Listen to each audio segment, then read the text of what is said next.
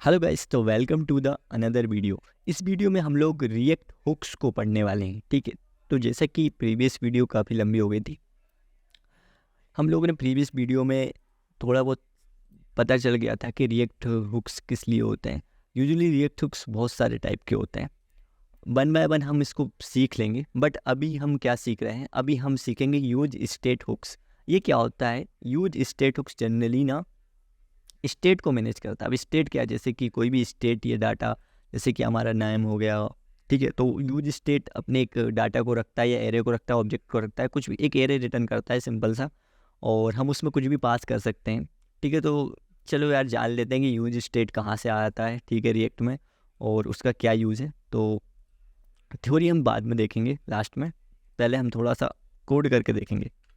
ठीक है, तो हम देखते हैं रिएक्ट से ही यूज स्टेट आता है। ठीक है, तो हम लिखेंगे यूज स्टेट, STAT। ठीक है, सिंपली यहाँ पे मुझे आई थिंक नीचे इंपोर्ट करना चाहिए, PORT इंपोर्ट, स्मॉल यू रहेगा, यूज STAT। ठीक है, यूज स्टेट फॉर्म रिएक्ट। ठीक है, तो ये रिएक्ट से ही आता है। जनरली आप यहाँ पे भी कर सकते हैं, बट हो नहीं रहा अभी।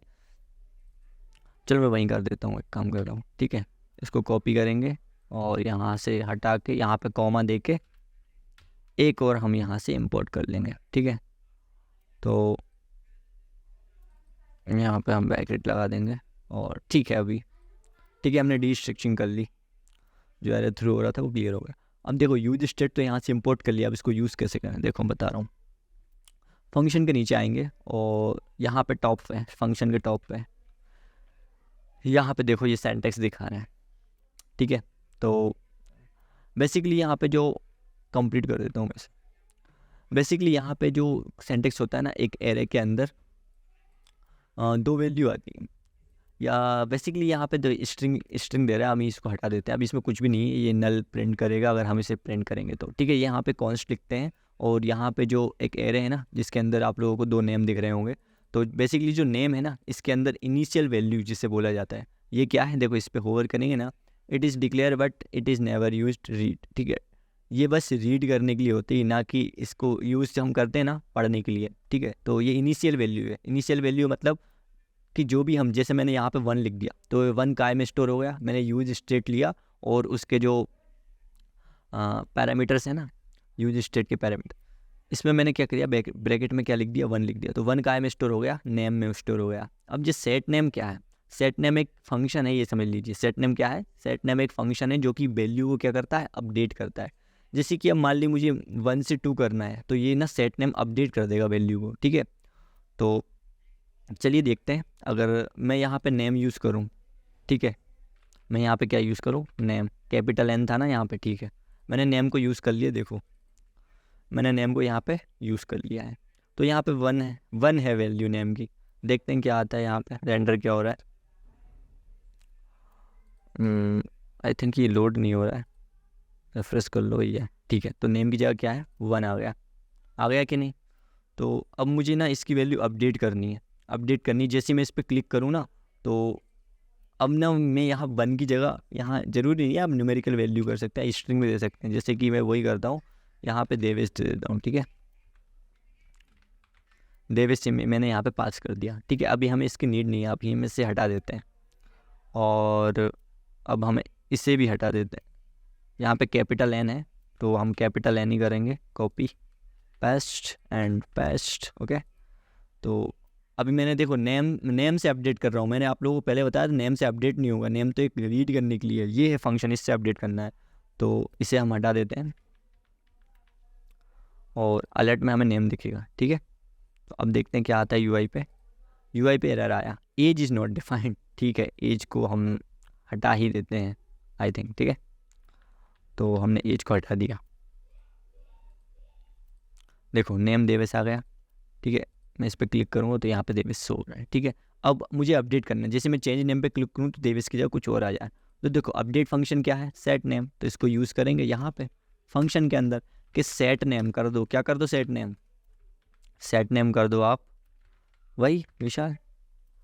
ठीक है, तो अब यहाँ पे आते हैं यूआई पे देखेंगे। जैसे मैं इस पर क्लिक करूँगा, यहाँ पे क्लिक हुआ और विशाल प्रिंट हो गया, ठीक है। जैसे मैंने इस पर क्लिक किया था तो विशाल प्रिंट हो गया, ठीक है। तो अब देखो एक चीज़ ध्यान से देखना, जैसे मैं इस पर क्लिक कर रहा हूँ ना, पहले इसको रिफ्रेश करते हैं।